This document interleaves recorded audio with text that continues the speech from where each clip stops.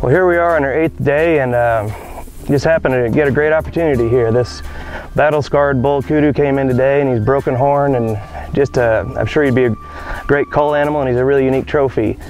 Like I said, we were at the Kanan Safaris in Botswana, and it's just been a fantastic week. This animal came in and offered a perfect opportunity to test the DRT broadhead by dirt nap, and I'm thoroughly impressed. It zipped right through, and as you saw probably from the video, this guy didn't go 20-30 yards and just fell over in a heap, and I was extremely happy. It's been a lot of fun this week. The broadhead's done well. Moreland, it's been a lot of fun, and thanks a lot. Thanks, yeah.